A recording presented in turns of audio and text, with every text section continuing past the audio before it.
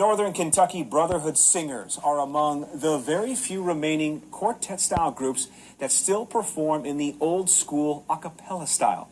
Fox 19 Now's Tricia Macke had an opportunity to sit down with them for the holidays. Tonight, she shares another side of the Brotherhood Singers. Jesus, and I'm worried, and I'm not afraid. You don't leave me now.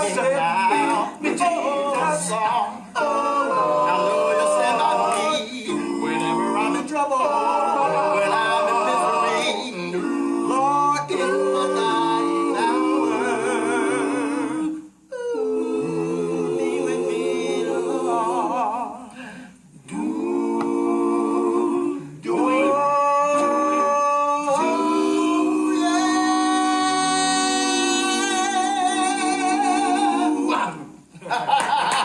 The best start of any interview ever.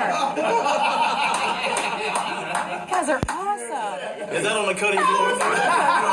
Yeah, that's awesome. Yeah. How'd you guys meet?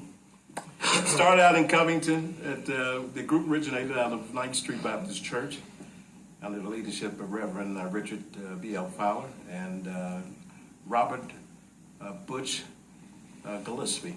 You've been everywhere across the country. Well, actually, it's the world, right? Yes. Because I know at some point... 17 trips to Spain. Yes. Is that right? And then in 2012 to Russia. What makes you guys so special? Well, I don't know that we are. We just have a good time doing what we do.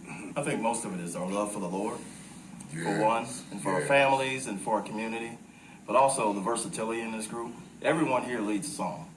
So that's the uniqueness of this group. Who's the best singer? No, all are. No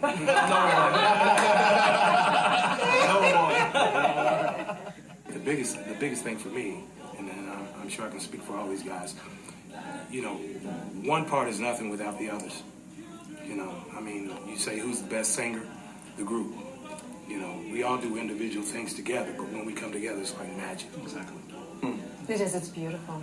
Do you all have... What do y'all do for a living? Well, I'm retired. He doesn't know how he did that. I almost jumped out of my seat.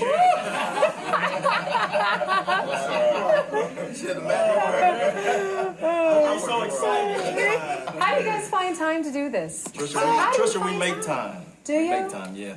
The special magic about this group, and it's not magic, I mean, it's the Lord that blessed us with the gifts that we have. But the funny thing about this group is that we literally will come together for about an hour and a half, but we only rehearse singing about 20 minutes. You know, most of it is Pretty much. We're having fun. just clowning and having a good time. What do you hope people get out of it when they listen to you? Change of heart. You know, change the way you think. Sam to answer that too. I'd like to believe that they see and feel the Lord in all of us.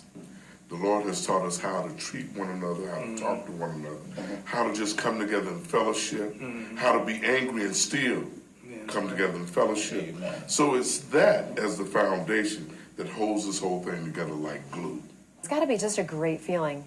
After you perform, when people are walking away, you're seeing the smiles on their faces, or you're seeing their, their toes are tapping, or they're, maybe they're mouthing the words or getting into it. What kind of a feeling is that? Just an exhilarating feeling. There's a difference between happiness and glad and joy. Joy is something just is in your soul. It's deep down in you. You know, you can't take it away. And I think that's what I get out of it. And I think I get more joyful and more joy out of it from watching their expressions and their change than they could ever get from, what I do. Just to know that you've connected with people, and just, you never know, that one song may be the one song that person needed to minister to their heart. Do you talk to kids at all? Well, we love to encourage them. We just got finished returning from Western Kentucky University, where there was a group called the Western Kentucky University Red Shirts. And about 11 gentlemen, young college students, and we just encourage them to continue to keep doing what you're doing and love what you're doing, first of all. They sing a cappella music, just like we do, and the guys were phenomenal. And we just try to continue to encourage them to continue to keep singing and just doing what you do, and do it because you love doing it. I know there's a special young man that I promised I would give a shout out to. His name is Greg Bridewell, good friend of mine at Holmes High School. He's in a wheelchair. And we spent a lot of time together at school. transporting him sometimes from class to class. So I told him, I said, we're gonna be taping today, and I'm gonna mention your name. Really? Oh, boy. When you guys first got together, did you ever think this was going to happen? It was fun to us. Exactly. That's all it was. It was just fun. Let's go. We love to sing. Come on, man. We're singing where? Let's go.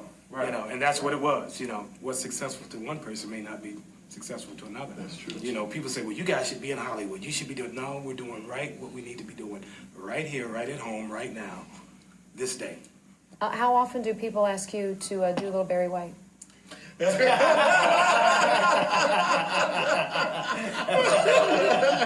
happens a lot, doesn't it? Larry Graham. So I'm the new member of the group, right? And Rick said, well, man, just be yourself. I said, for real? Oh. Yeah, check his bruises right here. Like a kid in a candy store. That's great. Tricia, one thing I love to tell people all the time about music, period, but especially music, the type of music that we do, it's universal. It transcends language. You know, it's more emotional, spiritual. There's an intangible that you really can't put your finger on, but you can feel it. You know, Rick always says the music we sing is pleasing to the taste buds of the soul. Oh, Mary, don't you weep. Tell Martha not to. Martha not to.